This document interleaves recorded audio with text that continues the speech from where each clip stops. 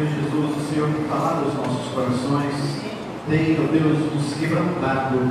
O Senhor, com o teu Espírito Santo, tem trazido desafios para nós, através do teu servo Ronaldo Lidório. Senhor, que nesta noite o Senhor vem, Deus, com o teu poder e com a tua graça, falar novamente aos nossos corações. Que possamos, ó Deus, não ser meros espectadores, mas que possamos ser praticantes da tua palavra. E possamos, ao sair daqui, estarmos desafiados à obediência, estamos desafiados a servirmos ao Senhor com alegria, com dedicação na obra para a qual o Senhor nos chamou. Pai querido, usa o pastor Lidório desta noite para a honra e glória do teu nome. Abençoe os seus familiares, abençoe o seu ministério, abençoe a Deus por onde o teu servo andar e estiver. Que a tua boa mão esteja estendida sobre ele, em nome de Jesus. Amém. Amém.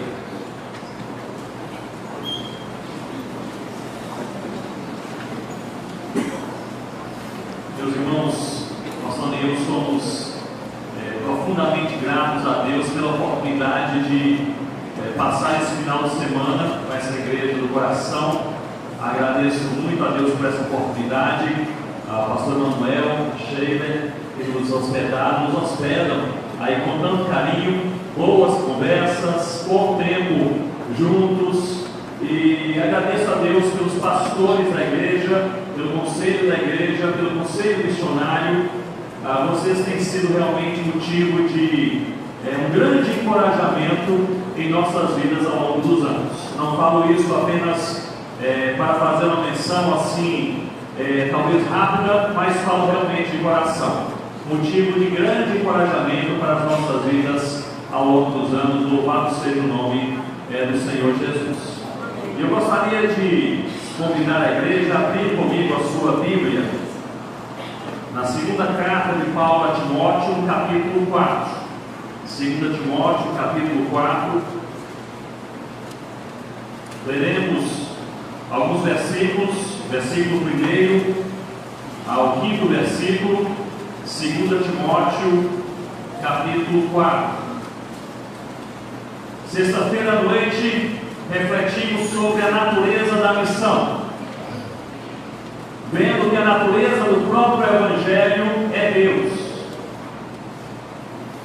entendendo também que este Evangelho de Deus tem como mensagem o Senhor Jesus, e que o efeito do Evangelho é transformar vidas.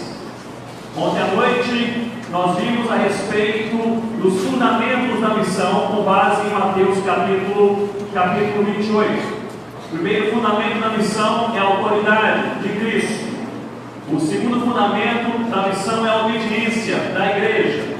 O terceiro fundamento é a doutrina da palavra. E o quarto fundamento é a segurança que nós temos no Senhor Jesus. Hoje pela manhã vimos a respeito da caminhada na missão com base em Atos capítulo 8. E nós vimos que uma igreja que está em missão, ela não está isenta de sofrimento. Vimos também que essa igreja que está em missão, ela precisa de coragem. E também vimos que essa igreja que está em missão, ela deve perceber que Deus tem sempre a última palavra em todas as coisas. Nós estamos em boas mãos, estamos nas mãos de Deus. Hoje à noite veremos a respeito da prioridade da missão, que é a pregação da palavra de Deus. De fato, a prioridade máxima da missão da igreja é glorificar a Deus. E glorificando a Deus, essa igreja exerce diversas funções, e uma dessas funções é a pregação da palavra do nosso Deus. 2 Timóteo, capítulo 4. Paulo ele escreve esta carta, é a segunda carta que ele escreve ao jovem Timóteo, e é também a sua última carta. Ele sabe que será a sua última carta, porque duas vezes ele menciona aqui nessa carta que a morte o aguarda. Duas vezes diretamente, uma vez indiretamente, Paulo está certo que vai morrer. Ele escreve esta carta ao jovem Timóteo, preso ali em Roma, não naquela primeira prisão domiciliar menos desconfortável, mas agora ele está em uma prisão altamente desconfortável e arriscada. Eusébio, historiador do século IV, ele define, ele pinta essa prisão de Paulo como sendo um calabouço subterrâneo e o úmido escuro, com apenas uma entrada de ar, um buraco no teto para a entrada de ar e de luz. É ali que Paulo está quando escreve esta carta. Ele escreve essa carta a um jovem chamado Timóteo. Ele encontrou Timóteo na cidade de Listra. Ali conheceu a mãe de Timóteo, a avó de Timóteo. Elas seguiam a Deus. Ele pregou a palavra e Timóteo foi convertido pelo Evangelho do Senhor Jesus. Na primeira viagem, ele fez a Listra. Na segunda viagem, ele encontra aquele jovem Timóteo, agora amadurecido em sua fé e com clara vocação ministerial. E ele convida Timóteo a se associar a ele, Paulo, em suas viagens missionárias. Portanto, Timóteo para Paulo era uma mistura de filho na fé e companheiro de ministério. E é para Timóteo que Paulo escreve essa última carta. Isso chama a minha atenção, porque a última carta do apóstolo não é escrita para os apóstolos, nem para as igrejas plantadas, nem para as igrejas pastoreadas, mas para um jovem discípulo, alguém que tinha uma clara vocação ministerial. E nessa carta, portanto, Paulo ele resume os elementos essenciais da fé cristã. É uma carta impressionante. Nós precisamos ler e reler de maneira continuada. John Stott, um dos maiores expositores dessa carta, ele diz que em cada capítulo dessa carta, são 4 capítulos, em cada capítulo existe uma exortação principal. No capítulo 1, guarda o Evangelho. Capítulo 2, sofre pelo Evangelho. Capítulo 3, permanece no Evangelho. E capítulo 4, prega o Evangelho. Nós iremos ler no capítulo 4, nesse momento.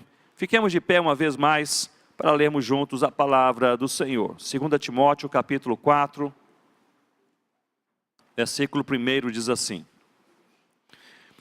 Conjuro-te perante Deus e Cristo Jesus, que há de julgar vivos e mortos, pela sua manifestação e pelo seu reino. Versículo 2, todos juntos. Prega a palavra, insta, quer seja oportuno, quer não. Corrige, repreende, exorta, com toda a longanimidade e doutrina. Pois haverá tempo em que não suportarão a sã doutrina.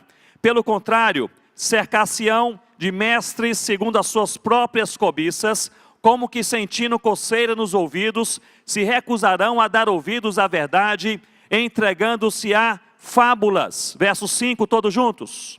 Tu, porém, sê sóbrio em todas as coisas, suporta as aflições, faz o trabalho de um evangelista, cumpre cabalmente o teu ministério. Tu, porém, sê sóbrio em todas as coisas.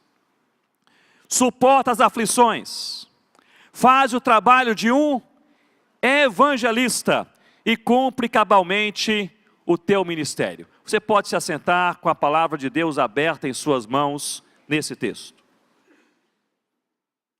Nós encontramos nesse último capítulo, os primeiros 5 versículos, escritos por Paulo, revelados por Deus, à igreja de Deus, não apenas a Timóteo, mas a todo o povo de Deus, em toda a história que é coordenada por Deus e também para os nossos dias. Nós encontramos aqui 4 ensinos principais.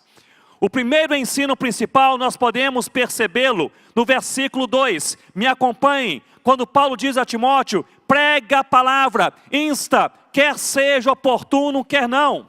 O primeiro ensino é este: prega a palavra de Deus. E Paulo está ensinando a Timóteo e ensinando à igreja do Senhor Jesus que essa pregação da palavra de Deus, ela deve ser uma pregação imperativa, urgente e também bíblica.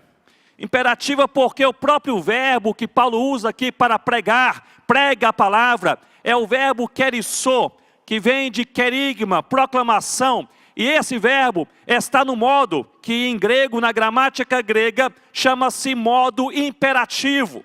Ou seja, a pregação da palavra, na teologia de Paulo, no ensino de Paulo, não é uma questão de preferência, uma questão de estilo, uma questão de decisão, mas uma questão de obediência. A igreja de Deus é chamada por Deus para pregar a palavra de Deus. Prega a palavra.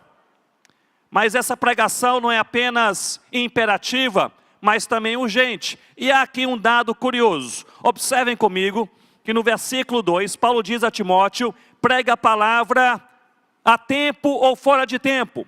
Aqui na minha versão diz, quer seja oportuno, quer não. Nós sabemos que a Bíblia nos ensina a fazer todas as coisas no tempo certo, no tempo oportuno, no tempo conveniente. E há até uma palavra grega para esse tempo oportuno no Novo Testamento, que é uma palavra muito conhecida, é a palavra kairos. Ou seja, no kairos, no tempo certo, no tempo que as coisas se encaixam. Mas Paulo usa aqui a palavra kairos também, mas de maneira curiosa. Ele diz, prega a palavra a tempo, ou seja, no kairos, mas também a fora de tempo, ou seja, no akairos. Quando estiver fora do kairos. E parece que sou estranho, mas há 3 práticas cristãs que a palavra de Deus nos ensina a nós exercermos mesmo no akairos, mesmo fora do tempo, mesmo se for inconveniente. A primeira é a santidade, a segunda é a oração, e a terceira é a pregação da palavra de Deus. Prega a palavra de Deus, mesmo se inconveniente for. Quando nós olhamos, porém, sobre essa pregação da palavra de Deus, mesmo fora do tempo oportuno, mesmo se for inconveniente, às vezes nós podemos pensar que devemos pregar a palavra quando for inconveniente para quem ouve a palavra. Mas parece-me que não é este o ensino bíblico desse texto. Porque Paulo está ensinando a Timóteo a pregar fora do tempo, no tempo inconveniente para Timóteo. Ou seja, não é para quem ouve tão somente, mas também para quem prega. Se você tiver alegria, pregue com alegria. Tiver prazer, pregue com prazer. Mas se faltarem alegria ou prazer, pregue por obediência ao Senhor Jesus, mas pregue a palavra. Essa pregação é imperativa, é urgente, mas também é uma pregação, preste atenção nisso, uma pregação bíblica. Pois Paulo ensina de maneira claríssima a Timóteo, prega o que, irmãos? A palavra. Não é a igreja, não é um programa, não é um projeto, não é uma história qualquer. Prega, é o evangelho de Deus, a palavra de Deus. Nós precisamos amar a palavra, caminhar na palavra e pregar a palavra de Deus. Essa pregação da palavra de Deus, meus irmãos, é um comando do Senhor Jesus, fortalecido pelo apóstolo Paulo e demonstrado também em Apocalipse como sendo o desejo de Deus para a sua igreja. Uma igreja que é sal e uma igreja que é luz, pois nós somos sal da terra e luz do mundo. Não há dúvida sobre isso. Jesus não diz que nós poderíamos ser sal e luz. Ele diz que nós somos sal da terra e luz do mundo. Mas o perigo é sermos um sal que não salga e uma luz que não ilumina. É passarmos a nossa vida correndo atrás do vento. Por isso que a palavra de Deus, ela se repete, ela enfatiza, ela clama, ela ensina. Gastemos a nossa vida naquilo que é importante para Deus e glorifica a Deus. Há muitas coisas que glorificam a Deus: a comunhão, a adoração, a oração, a leitura da palavra, a santidade, as boas obras, e algo mais que glorifica a Deus é a pregação da sua palavra. Prega a palavra de Deus. Me lembro que vários anos atrás, eu fui convidado a falar em um encontro de missiólogos na Inglaterra, e cada pessoa tinha um tema em uma noite para expor aquele tema. E o tema que me deram foi como evangelizar animistas do noroeste africano. Então eu iria falar 1h30 mais ou menos sobre esse tema. E aquele encontro era um encontro mais para missiólogos, pessoas que estudam missiologia, teologia, e também para alguns missionários. Mas havia alguns pastores ali dos derredores de Londres que também participavam, vez por outra. E eu me lembro que quando eu comecei a falar nesse tema naquela noite, entrou ali um pastor com o seu filho. Era um menino assim, mais ou menos entre 8 a 10 anos de idade. E chamou minha atenção, porque eles se sentaram no primeiro banco à esquerda e o menino tinha com ele uma Bíblia, um caderno e uma caneta. Ele abriu a Bíblia, abriu o caderno, pegou a caneta e ficou observando o que eu falava. E eu, enquanto falava, pensava assim, o menino está prestando atenção. E ali eu falei sobre aquele assunto, como evangelizar animistas no noroeste africano. Depois que eu terminei, aquele pastor me procurou e disse: Ronaldo, meu filho quer conversar com você. Eu disse: claro, vamos conversar. Sentei-me ali e aquele menino entre 8 a 10 anos de idade, ele disse: olha, pastor Ronaldo, eu vim aqui hoje à noite porque o meu pai disse que um missionário, ele falaria sobre como evangelizar. E eu tenho muito interesse em saber como evangelizar. Eu vim aqui para aprender, mas eu ouvi você falando 1h30 e eu não entendi nada, nada. Ele pegou o caderninho, mostrou assim, não tinha nada escrito, frustrado. Ele disse: olha só, eu não entendi nada. Eu falei: mas é porque a conversa é para adultos, mas como eu posso lhe ajudar? Qual é a sua dúvida central? E ele disse: a minha dúvida é saber como eu posso falar de Jesus para os meus amigos, meus amiguinhos lá na escola. Eu perguntei: você é crente? Ele falou: sou crente no Senhor Jesus. No ano passado, a minha mãe contou a história de Jesus, na escola dominical, Jesus entrou no meu coração, eu sou crente no Senhor Jesus. Eu falei: então é fácil, basta você falar quem você era, o que Jesus fez por você e quem é você agora. Ele falou: olha só, primeira coisa que eu gostei de ouvir hoje à noite, deixa eu anotar. Ele abriu o caderno: como é, pastor? Eu falei: quem eu era, o que Jesus fez por mim e quem eu sou agora. E ele perguntou: então com isso eu evangelizo? Eu falei: com isso você evangeliza. Ele falou: por que o senhor ficou então falando aí 1h30, aí umas coisas que ninguém entende? Eu falei: é porque nós temos essa mania de complicar as coisas, mas é simples assim. Fala o que Jesus fez por você. Ele falou: gostei. E aí nós morávamos na África, eu voltei para Gana. 6 meses depois, eu recebi um e-mail lá daquele pastor londrino dizendo: Ronaldo, meu filho é um evangelista. Ele falou com as crianças sobre o evangelho do Senhor Jesus. O que o evangelho fez em sua própria vida. Quem é Jesus e o que ele fez pela sua própria vida. 6 crianças se entregaram ao Senhor Jesus. Estão frequentando a nossa escola dominical. E as criancinhas trouxeram seus pais e já estão trazendo seus avós ao Senhor Jesus. Meus irmãos, prega a palavra de Deus. O que o Senhor Jesus fez por nós, quem Ele é a palavra de Deus que transforma corações. Portanto, o ensino central nesse texto encontra-se no versículo 2, prega a palavra. Mas se o ensino central é prega a palavra, existe no versículo 1 um ensino que nós chamaremos de ensino fundamental. Ou seja, a motivação para pregarmos a palavra. Prega a palavra, é o ensino, é imperativo. Mas por que devemos pregar a palavra? Esse é o ensino fundamental e ele se encontra no versículo 1. No versículo 1 nós lemos assim: conjuro-te perante Deus e Cristo Jesus, que há de julgar vivos e mortos, pela sua manifestação e pelo seu reino. Então começa o versículo 2, prega a palavra. O ensino central, versículo 2, é prega a palavra. Mas o ensino fundamental, no versículo 1, é prega a palavra por causa de Cristo. É isso que Paulo ensina a Timóteo.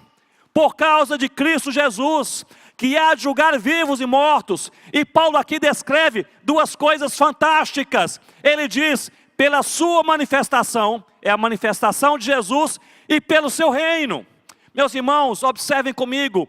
Paulo está dizendo a Timóteo: Timóteo, abre os olhos, Jesus está se manifestando, Ele está expandindo o seu reino, Jesus está fazendo, Jesus, Ele pagou o preço, derramando o seu sangue, e Jesus está conduzindo a sua igreja até os confins da terra. Então pregue a palavra, em outras palavras, siga o Cordeiro Jesus.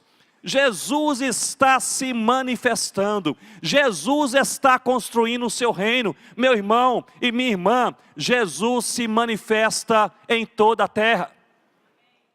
A teologia reformada crê que Jesus se manifesta em nossos dias, pela palavra de Deus, pela ação do Espírito Santo de Deus, pelo Evangelho de Deus, e pela igreja de Deus que somos nós. É a manifestação do Senhor Jesus. Jesus está se manifestando em toda a terra, portanto devemos pregar a palavra de Deus.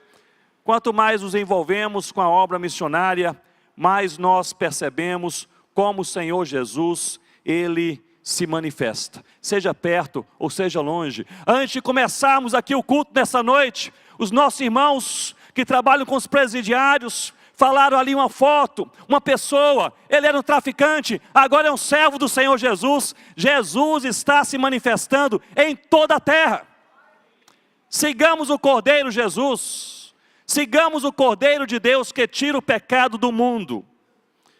Meus irmãos, eu gostaria de chamar a sua atenção, a atenção de vocês nesse momento, para esse assunto da motivação. Porque eu creio que na obra missionária o mais difícil não é fazermos a coisa certa, é fazermos com a motivação certa. O mais difícil não é não fazermos aquilo que deve ser feito, é fazermos pela motivação bíblica. O que Paulo está dizendo a Timóteo, versículo 2, prega a palavra, mas no versículo 1, prega por causa do Senhor Jesus. Não prega para aparecer, não prega para se destacar, não prega somente para crescer mais, não prega por competição, não prega a palavra apenas para ter um relatório melhor do que o irmão, prega a palavra por causa do Senhor Jesus, prega a palavra por causa de Cristo. Esse é um chamado para nós sondarmos o nosso coração. O mais difícil, o mais desafiador, não é fazer a coisa certa, é fazer com a motivação que agrada a Deus. Que agrada a Deus. Vários anos atrás preguei em uma igreja em São Paulo, e era o 50º daquela igreja. Uma igreja festejava 50 anos de existência, um final de semana abençoado, uma igreja viva, uma igreja que amava a Jesus, envolvida com missões. E aquela igreja preparou um final de semana assim especial. E estivemos ali sexta, sábado, domingo, pela manhã, domingo pela noite. Era o aniversário da igreja e eles prepararam também uma confraternização após o culto. E eles chegaram ao ponto de, ao lado do púlpito no domingo à noite, colocarem uma mesa e sobre a mesa colocaram um bolo belíssimo, feito pela mulher do bolo, a confeiteira da igreja. Toda igreja tem a mulher do bolo, não é verdade? Tem a confeiteira. Ali aquela igreja tinha aquela confeiteira, todo o bolo da igreja era feito apenas por aquela senhora da igreja. E ela fez um bolo, 50 anos de aniversário da igreja, um bolo assim especial. O bolo era tão bonito, mas tão bonito, que atrapalhou até o sermão. O pessoal não olhava para mim, olhava para o bolo. Eu tinha que falar: gente, olhe para mim, preste atenção. Era um bolo assim com 2 camadas, lindíssimo. E ela teve o cuidado de escrever na borda do bolo, com glacê, com diferentes cores, os nomes de todos os pastores que pastorearam a igreja naqueles 50 anos. Era uma obra de arte. As pessoas vinham à frente, tiravam foto do bolo, etc., aquela coisa toda. E aí o culto continuou. Depois do sermão, eu me sentei ali, num banco à esquerda. O pastor havia me apresentado ali aquela mulher do bolo. Eu falei: minha irmã, parabéns, uma obra de arte. E ela respondeu: eu fiz para o Senhor Jesus. Eu falei: graças a Deus. Chegou o momento final daquela festa, daquele aniversário. No final do culto, o pastor pega um papel E ele diz: eu quero agradecer a todas as pessoas que participaram dessa festa. Ele tinha um papel, escreveu os nomes, eram talvez 15 ou mais nomes, leu o nome de todo mundo. Ele se esqueceu justamente da mulher do bolo. Isso era uma coisa que a gente deveria aprender no seminário: não se esqueça da mulher do bolo. E ele se esqueceu, ele disse: agora oração final, todos de pé, ficamos de pé. Meus irmãos, a mulher, ela mudou o semblante, ela ficou furiosa, e ela começou a murmurar, e no meio da oração do pastor, ela murmurava tão alto, que eu ouvi o seu murmúrio, e lá pelo meio da oração, ela murmurava e dizia: e tem uma coisa, Deus, ano que vem não tem mais bolo. O que ela está dizendo, em outras palavras, é coisa séria. Ela está dizendo, em outras palavras, que ela está disposta a fazer qualquer coisa para Deus, se tivesse o reconhecimento dos homens. Que ela queria trabalhar para Deus, e trabalhar de maneira bem trabalhada, de maneira competente. Mas ela queria ter o seu nome citado pelo pastor da igreja, no púlpito, no domingo à noite. Ela queria ter o seu nome escrito no boletim da igreja, dizendo: agradecemos a fulano ou cicrano. Meus irmãos, o maior desafio na obra de Deus não é fazermos a coisa certa, é fazermos pela motivação bíblica, para a glória de Deus, não a nossa glória, para exaltar o nome de Jesus, não o nosso nome, para que Deus se alegre, não que nós sejamos ali colocados em um pedestal.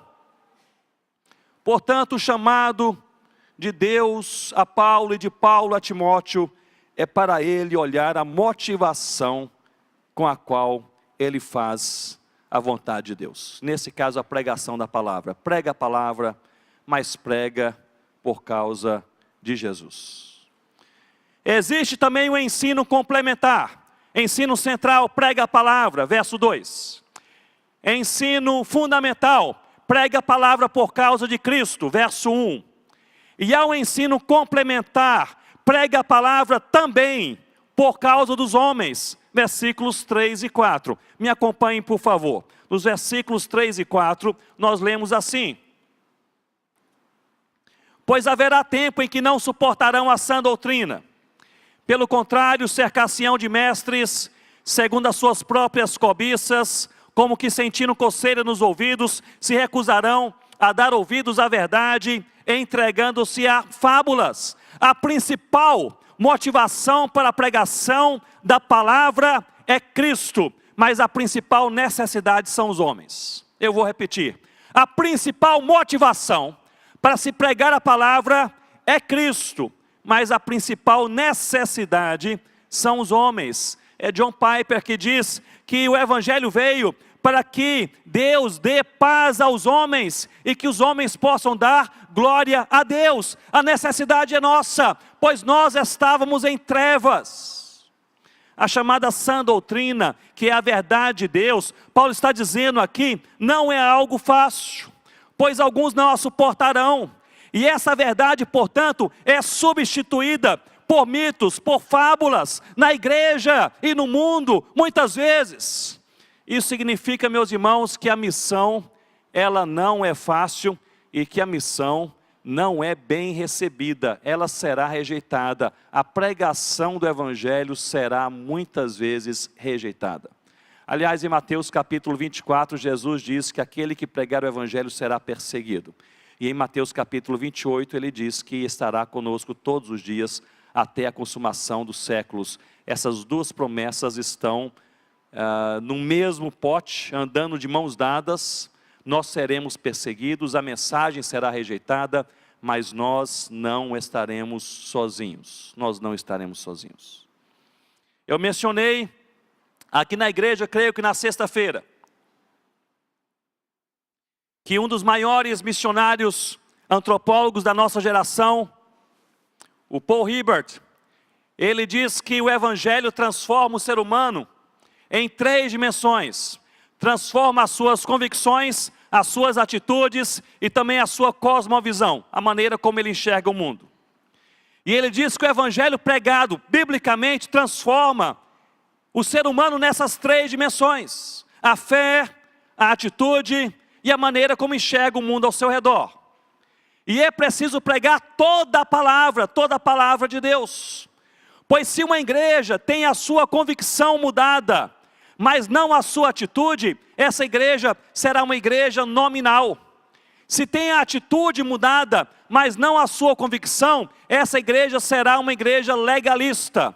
E se tem transformada, mudada a convicção e a atitude, mas não a cosmovisão, essa igreja será uma igreja infrutífera. E esses são os riscos da igreja do Senhor Jesus: ser nominal, ser legalista ou ser infrutífera. Meus irmãos, por isso nós precisamos pregar toda a palavra de Deus. Prega a palavra, ensino central. Prega por causa de Cristo, é o ensino fundamental. Prega também por causa dos homens, é o ensino complementar. O ensino complementar. E eu gostaria de chamar a sua atenção para que você possa pensar comigo que nós devemos pregar a palavra por causa dos homens, na expectativa de Deus agir. Na expectativa de Deus agir. Nós devemos pregar da melhor forma possível. Nós devemos pregar da maneira mais compreensível possível. Nós devemos abordar e usar a melhor técnica, estratégia e metodologia possível. Mas nós devemos fazer tudo da melhor maneira possível, dependendo da ação de Deus. Não podemos nos esquecer um só minuto que aquele que transforma o coração não é a eloquência do pregador, não é a estratégia da igreja, mas é a autoridade do Senhor Jesus. A autoridade do Senhor Jesus. Quem aqui já evangelizou a mesma pessoa mais de 2 vezes? A mesma pessoa, mais de 2 vezes. Mais de 2 ou 3 vezes. Várias pessoas. É uma experiência interessante, não é verdade? Você evangeliza, você partilha o evangelho para aquela pessoa 1, 2, 3, 4 vezes. Eu me lembro que ainda seminarista, solteiro, primeiro ano do seminário, eu evangelizei uma pessoa várias vezes. Estava ali no seminário, quando cheguei no primeiro ano, nós tínhamos que trabalhar uma congregação, não é isso? Uma igreja, a cada final de semana, e fui destacado para trabalhar numa congregação chamada Brasília Teimosa. Ficava ali um bairro, hoje mudou o nome, é Brasília Formosa, mas naquela época era Brasília Teimosa. Ficava ali perto do Pina, onde Rossana morava, e a congregação ficava no final de uma rua. Eu desci então aqui naquela parada do ônibus, e eu pensei, como seminarista, e todo seminarista é animado, não é isso? Eu pensei, eu vou evangelizar essa rua inteira. E aí na primeira mercearia que eu entrei, o dono da mercearia estava ali em cima de um banquinho de costas, arrumando a prateleira da sua mercearia com as latinhas. Eu entrei naquela porta e falei, você conhece Jesus? Ele virou-se para mim e disse, eu não gosto de crente, não gosto da Bíblia, e eu não gosto dessa abordagem aí de evangelização. Virou-se e continuou a arrumar aquela prateleira. E meus irmãos, eu fiquei chocado, ninguém jamais havia assim rejeitado a evangelização, até então na minha vida, de maneira tão clara. E eu fiquei ali chocado, eu não sabia se eu ficava, se saía, se chorava, fiquei assim meio desnorteado, uns 2 minutos. E ele percebeu que havia sido rude, então ele desceu daquele banquinho e disse, olhe, meu jovem, eu estou tendo um dia difícil, eu fui mal educado com você, mas eu realmente não gosto de crente, não gosto da Bíblia, mas eu vou lhe dar uma chance, porque eu fui mal educado, eu vou lhe dar uma chance. Você pode me falar de Jesus? Ele olhou assim para o relógio e disse, você tem 5 minutos. E meus irmãos, eu fiquei ali sem saber o que falar. Eu comecei a falar, gaguejei, puxei uma coisa, outra, não fazia muito sentido. Ele disse, meu jovem, qual é o seu nome? Eu falei, Ronaldo. Você faz o quê? Eu estudo a Bíblia. Ele disse, vai estudar um pouco mais. Você deve ter começado agora. Eu falei, comecei, é por isso.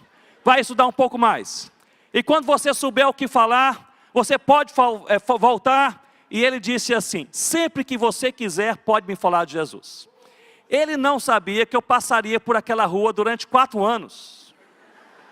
Eu peguei aquela palavra, sempre que eu quisesse, poderia lhe falar de Jesus. Voltei para o seminário, depois do final de semana, e ali chamei os seminaristas mais experientes. Eu falei, preciso assim, preparar uma evangelização em 5 minutos. E eu preparei, escolhi os textos bíblicos, memorizei, pratiquei, falei sozinho várias vezes. Estava tudo assim, bem afiado, bem claro. Eu cheguei no sábado seguinte, eu disse, se lembra de mim? Ele falou, sim, aquele rapaz que fala assim meio esquisito. Eu falei, sou eu mesmo. Agora eu estou pronto para lhe falar de Jesus. Ele disse, eu estou tendo um dia tranquilo, você tem 20 minutos. Eu falei, só preparei 5. Mas eu falei ali uns 15. Mas meus irmãos, eu falei o evangelho para aquele senhor. Ele ouviu o evangelho. Ele ficou assim, com o coração aberto, fizemos certa amizade. Ele disse, Ronaldo, sempre que você quiser, você pode voltar. E sábado sim, sábado não, quando eu chegava e ele estava assim mais tranquilo, eu entrava e dizia, eu quero lhe falar de Jesus de novo. E aí sentava, falava a mesma coisa, os mesmos versos, do mesmo jeito, no mesmo tom de voz. E ali, meus irmãos, aconteceu essa evangelização 2, 3, 4, 5, 6, 7 vezes. Lá pela 7ª vez, nós ficamos amigos. Ele começou a brincar, Ronaldo, eu já sei tudo o que você vai falar, você está muito cansado, sente-se, tome um copo de suco que hoje eu mesmo vou me evangelizar. Eu já sei o que você fala, eu memorizei os versículos. Ele começou a brincar, mas era verdade, ele sabia exatamente. E ele começou a falar, e falava exatamente como eu falava. E ali aconteceu aquela 8ª vez, 9ª, 10ª vez, ele sempre brincando, você quer me evangelizar ou você quer que eu me evangelize? Porque eu já sei aí como são as coisas. Eu tomava um copo de suco, eu dizia, não, eu quero te evangelizar. Pela 11ª vez, a mesma coisa, eu entrei, ele disse, você quer falar ou quer que eu fale? E eu comecei ali a tomar um copo de suco e ele começou a falar, assim meio brincando, mas falando exatamente o que eu falava. E depois que eu terminei o suco, eu disse, mas eu também quero falar. E falei mais uma vez a mesma coisa que eu falava. Meus irmãos, tamanha foi a minha surpresa. No meio daquela fala que ele já havia ouvido mais de 10 vezes e até mesmo memorizado, aquele homem mudou a sua face. Lágrimas começaram a descer pela sua face. E naquela tarde ele entregou a sua vida ao Senhor Jesus. E eu fui para casa pensando o seguinte, o que foi que aconteceu? O homem já sabia tanto o evangelho que até se auto-evangelizava, por assim dizer.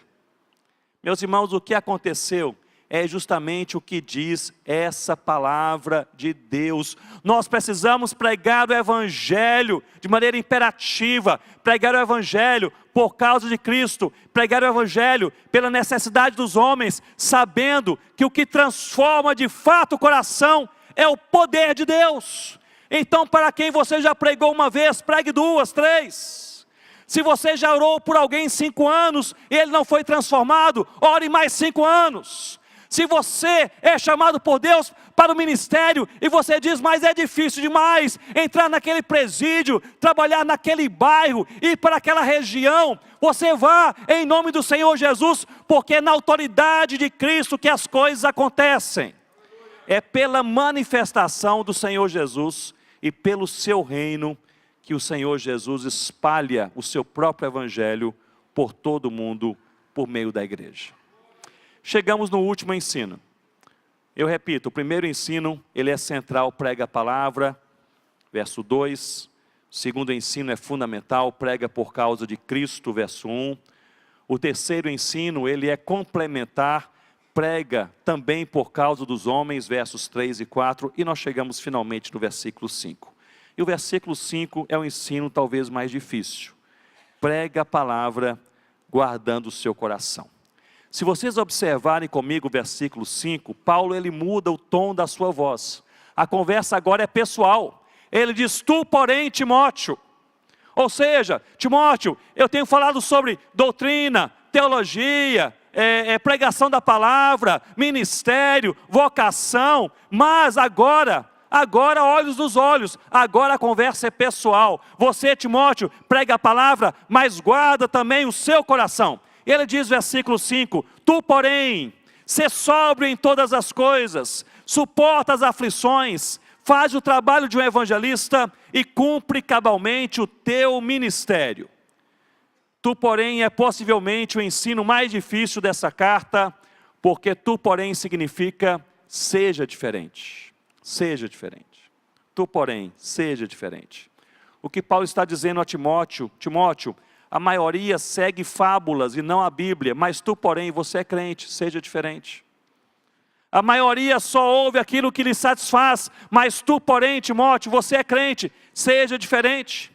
A maioria prega aquilo que não vive, mas tu, porém, Timóteo, você é crente, é chamado de Deus, seja diferente.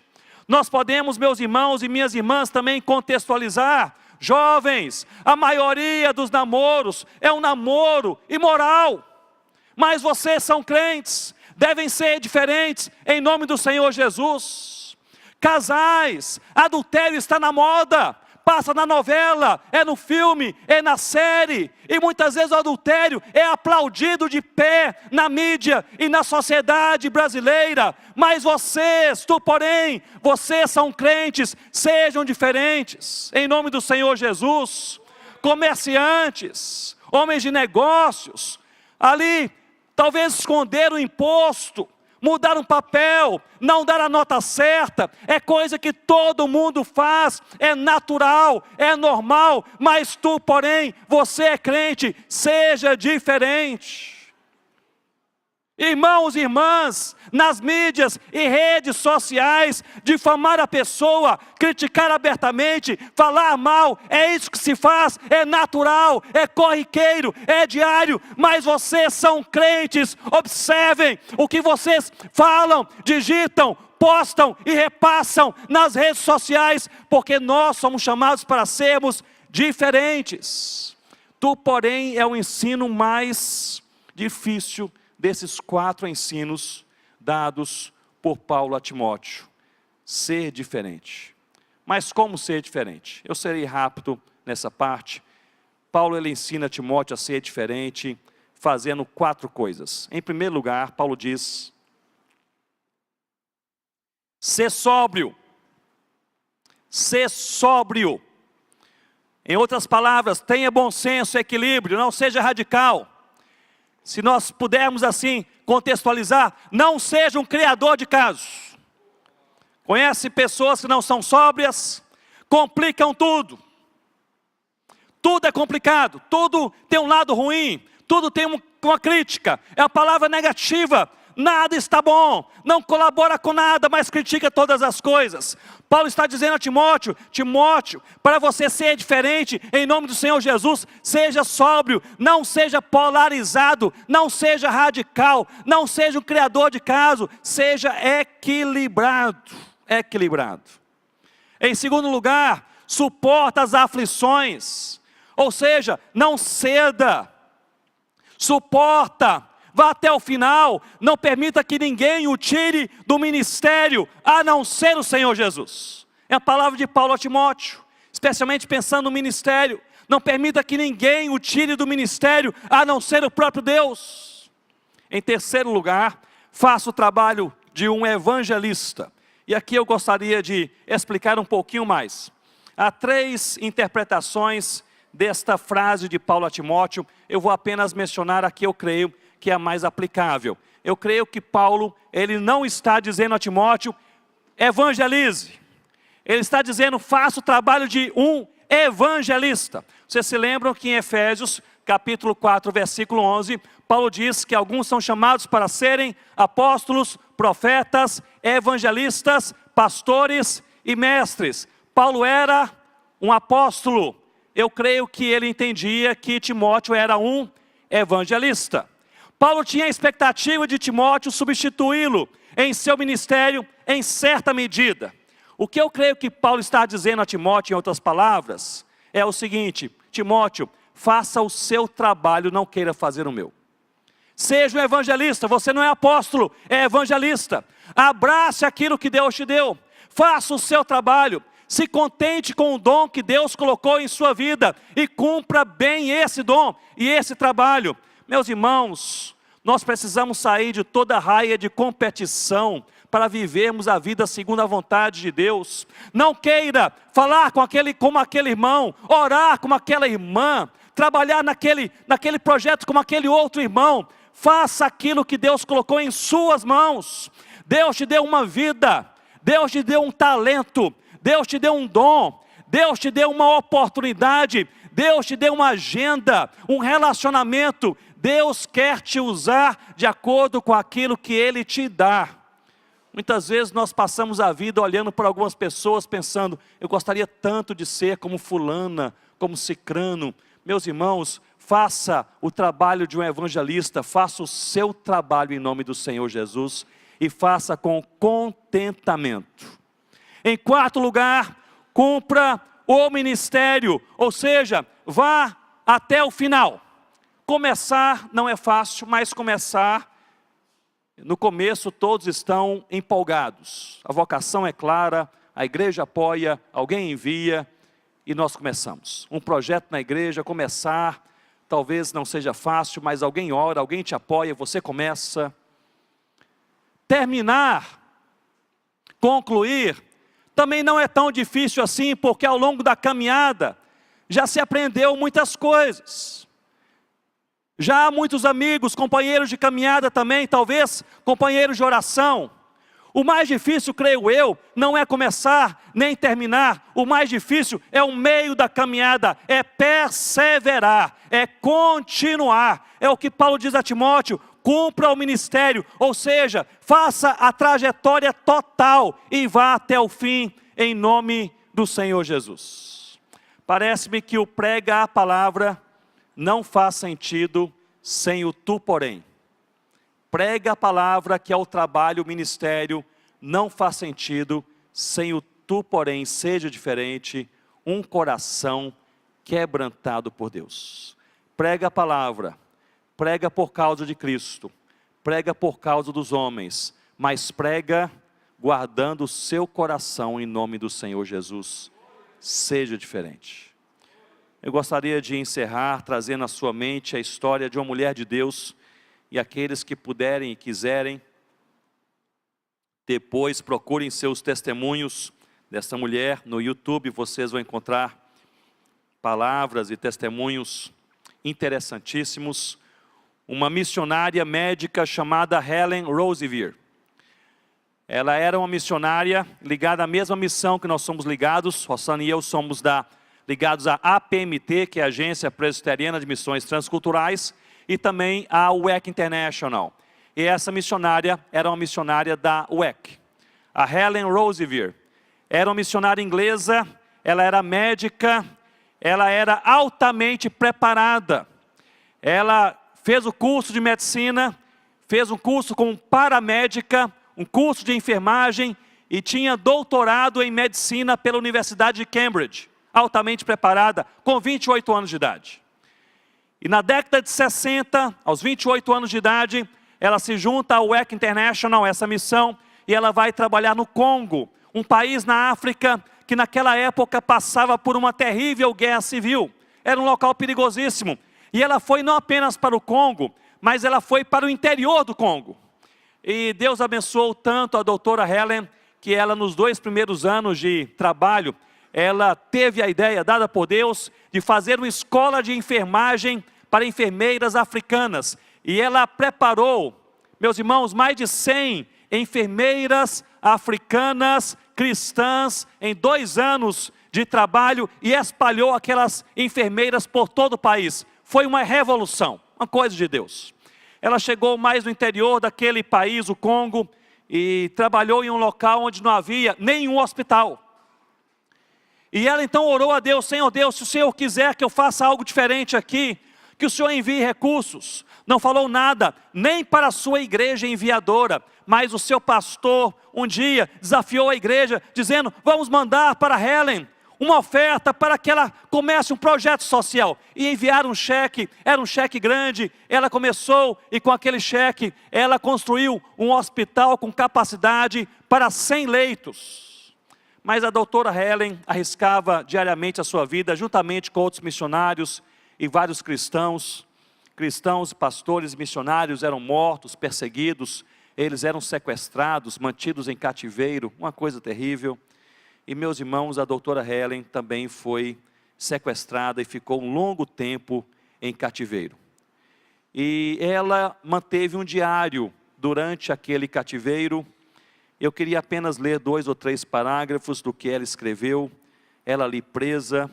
Em um certo dia, ela disse: eles me puxavam pelos pés, batiam em minha cabeça, chutavam-me na boca, quebraram os meus dentes, me humilharam, insultaram, agrediram dia a dia. Outro dia ela disse: em uma das noites o horror ultrapassou todos os limites, e eu fui assaltada violentamente, senti que Deus havia me abandonado. Mas logo depois ela escreveu: logo depois senti uma impressionante presença de Deus que me dizia: Helen, esses não são os seus sofrimentos, são os meus. E o Senhor me encontrou com braços abertos e indizível amor, seu conforto foi total, e eu senti que o seu amor me era suficiente. A doutora Helen, depois de um longo período, foi liberta do cativeiro, voltou para a Inglaterra, passou 1 ano hospitalizada, tratando dos ossos quebrados, também do trauma do coração. Depois de 1 ano, recebeu alta dos seus médicos. Ela voltou até a sede da missão, a UEC, dizendo: eu quero voltar para o Congo. E eles falaram: Helen, a situação está ainda pior do que estava quando você foi presa, você não pode voltar. Ela insistiu, finalmente a missão liberou, ela voltou para o Congo. Meus irmãos, ela voltou para o mesmo lugar, ela continuou evangelizando as mesmas pessoas. Ela percebeu que o hospital que ela havia construído havia sido totalmente destruído. Ela orou a Deus, não pediu dinheiro a ninguém, orou a Deus. Deus tocou no coração do seu pastor na Inglaterra, e enviaram mais uma oferta, dessa vez ainda maior. Ela construiu um novo hospital com capacidade agora para 250 leitos. Depois construiu uma maternidade e uma escola para paramédicos, usada por Deus. Depois de 30 anos de trabalho, a doutora Helen deixou o Congo, um país evangelizado, e gastou o resto da sua vida mobilizando jovens para a obra missionária. Faleceu em 2016, no Natal de 2016, aos 91 anos de idade, e ela deixou um artigo final, e nesse artigo, olha aí, aqui as coisas funcionam, é online, Helen Roseveare, e ela deixou um artigo, e eu gostaria de concluir lendo apenas, ela escreveu esse artigo para missionários, mas serve muito bem para todos os cristãos. Eu gostaria de concluir essa palavra lendo apenas o último parágrafo do artigo da doutora Helen. Ela disse o seguinte: meus irmãos e minhas irmãs, o problema é quando nós não queremos só Jesus. Nós queremos Jesus e mais alguma coisa. Queremos Jesus e a popularidade. Queremos Jesus e o sucesso. Queremos Jesus e os aplausos. Queremos Jesus, mas queremos também o reconhecimento. Queremos Jesus, mas queremos ser os primeiros. Queremos Jesus, mas queremos ser os melhores. Não, meus irmãos, não, minhas irmãs, nós devemos desejar somente Jesus. Somente Jesus. Vamos orar, curva a sua cabeça. Olha ao Senhor nesse momento.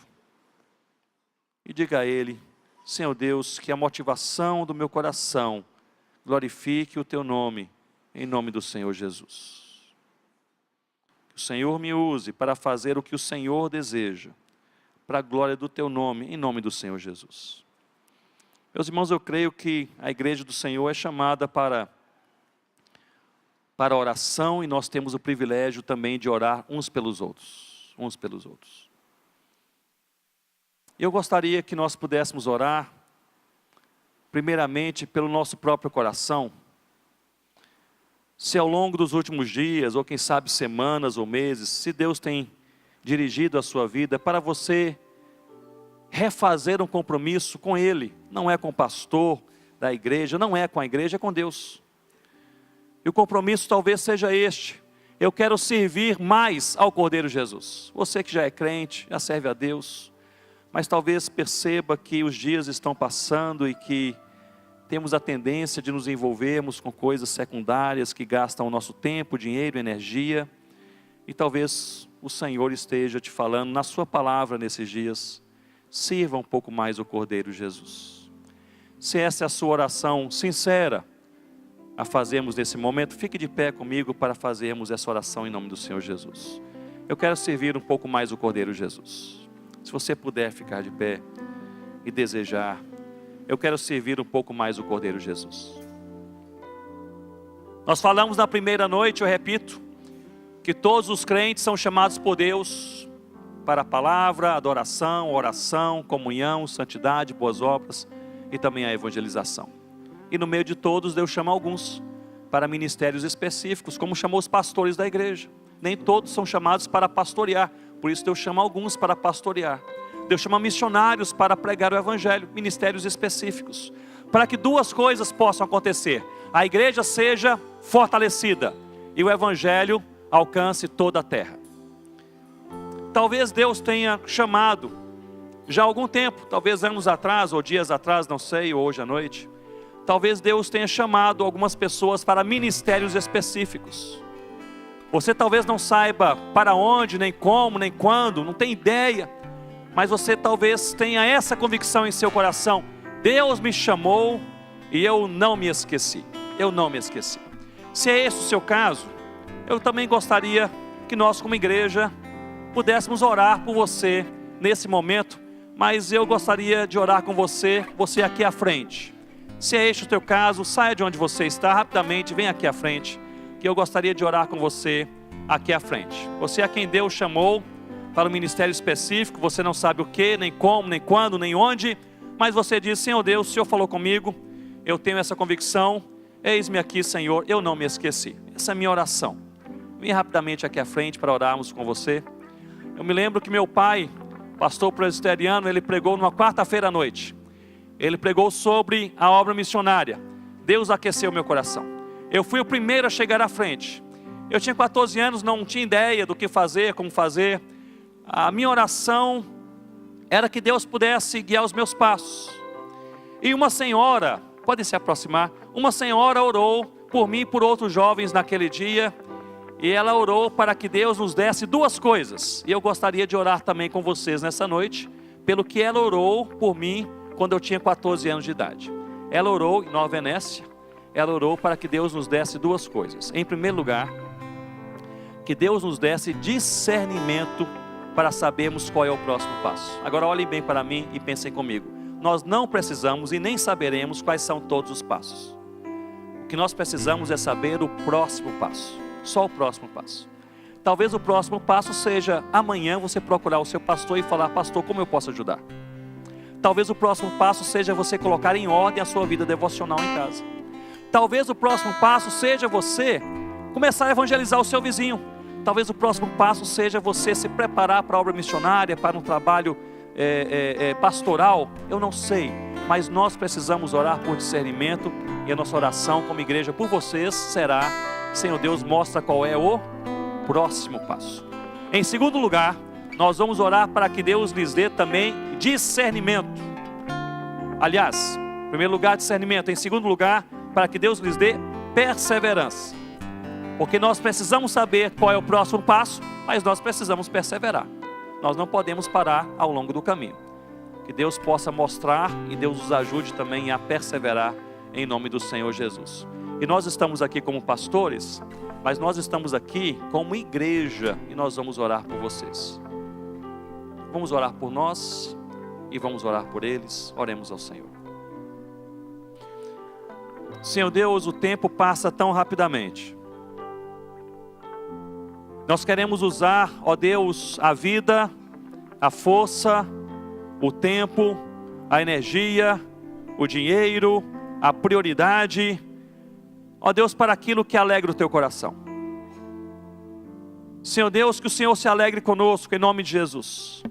Que a nossa vida glorifique o teu nome em nome do Senhor Jesus. Senhor Deus, ajuda-nos como igreja aqui reunida, e essa é a oração, cada um de nós. Senhor Deus, ajuda-nos para que possamos ao longo dos nossos dias servir ao Cordeiro Jesus. E, ó Deus, se estamos servindo, servir mais ao Cordeiro Jesus. Senhor Deus, colocando as prioridades da maneira certa, gastando tempo, energia, recursos, Senhor Deus, talvez um talento, um dom, com aquilo que é eterno, Senhor Deus, que é eterno. Ó Pai, ajuda para que essa igreja e cada crente que aqui está, talvez de uma outra igreja, Senhor Deus, que nós sejamos igrejas locais que servem o Senhor Jesus com alegria, com alegria. E Senhor Deus, como o pastor Emanuel orou, ó Deus, que essa igreja, oramos especificamente pela 12 de agosto, continue a ser uma igreja viva, uma igreja que ama a palavra, uma igreja que ama a Jesus, uma igreja envolvida com a missão. E Senhor Deus, nós oramos uma igreja multiplicadora, uma igreja que planta outras igrejas em nome do Senhor Jesus. Ó Deus, como igreja oramos também por esses irmãos e irmãs que vêm aqui à frente dizendo: o Senhor falou comigo, talvez hoje, talvez há anos atrás, eu não me esqueci. Eis-me aqui, Senhor, eis-me aqui. Senhor Deus, a nossa oração é que o Senhor lhes dê discernimento para saberem o próximo passo. Ó Deus, a nossa oração é clara. Ó Deus, dá discernimento para saberem qual é o próximo passo, nos próximos dias, ou até o final do ano, em nome do Senhor Jesus. Saberem qual é o próximo passo. Mas junto ao discernimento, dá também, Senhor Deus, uma boa dose de perseverança para não pararem ao longo do caminho. Ó Senhor Deus, quem sabe o Senhor está levantando aqui irmãos e irmãs que vão se juntar no trabalho nos presídios, fundar orfanatos, trabalhar com os necessitados, pregar o evangelho aos vizinhos, plantar novas igrejas em Aracaju. Quem sabe o Senhor está levantando missionários entre os indígenas, ribeirinhos, ciganos, quilombolas, entre alguns daqueles povos que desconhecem Jesus totalmente. Quem sabe o Senhor está levantando tradutores da palavra. Senhor Deus, mostra o caminho, o próximo passo, e dá perseverança. E quanto a nós, tua igreja, juntos, Senhor Deus, nos ajude a servirmos ao Senhor Jesus com alegria, em nome de Jesus. Amém, Senhor Deus. Amém. Que Deus nos abençoe servir ao Senhor Jesus.